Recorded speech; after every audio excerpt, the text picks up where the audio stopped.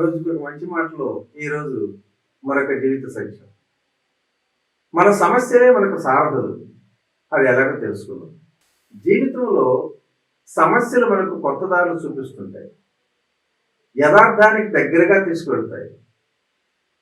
పరిస్థితుల వల్ల ఏర్పడే సంక్లిష్టతల వల్ల జిజ్ఞాస, జ్ఞాన సముపార్జన పట్ల ఆతృత కలుగుతూ ఉంటాయి.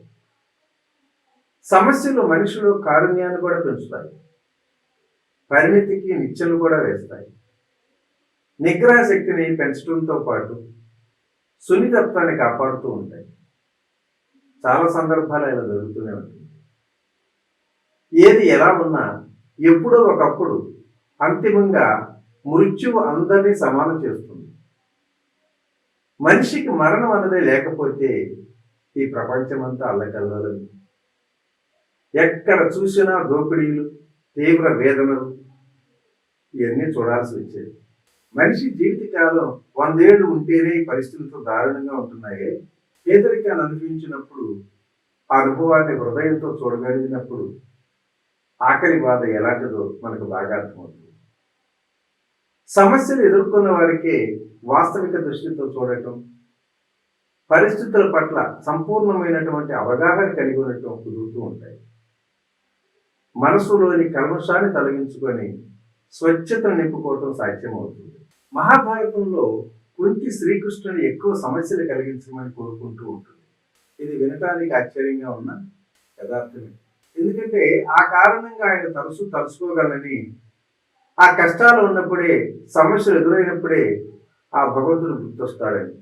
జీవితంలో ఏ సమస్య లేకుండా వడ్డించిన విస్తరైతే మనసు విశాలం కాదు, ఎదుగుదల అసలు ఉండనే ఉండదు.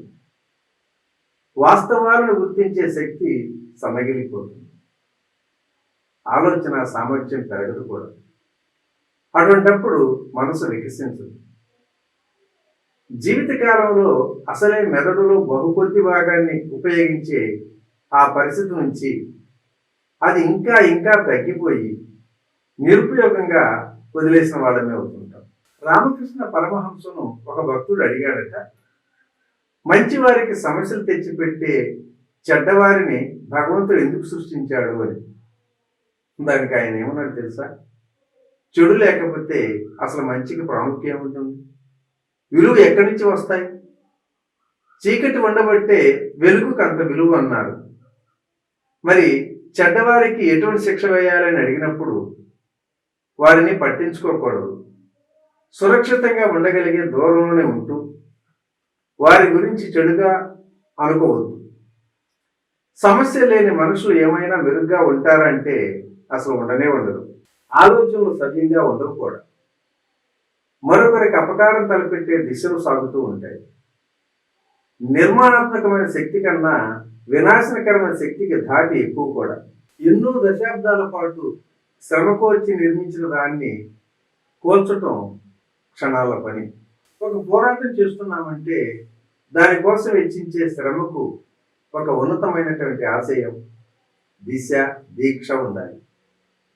అప్పుడు మనసు ఏకాగ్రత సాధించి ఆ కష్టతరమైనటువంటి ఆ ప్రయాణానికి అవసరమైనటువంటి శక్తిని పదింతలు చేస్తుంది. బురదలో నుంచి అందమైన కమలం ఉద్భవిస్తుంది కదా. మండే ఎండ హాయినందించే వాన చినుకు కారణం అవుతుంది. అలాగే అంతరంగంలోని బాధే సంతోషాన్ని కూడా పూజిస్తుందని గుర్తుంచుకోవాలి. కావున ప్రతి సమస్య మనకి ఒక పాఠం నేర్పుతుంది అనే సత్యాన్ని గుర్తించాలి. ఓకే ఫ్రెండ్స్, మరి మంచి మాట ఎంతో ముగించుకున్నాం. రేపటి రోజుని మరొక జీవిత సత్యం ద్వారా కలుసుకుందాం.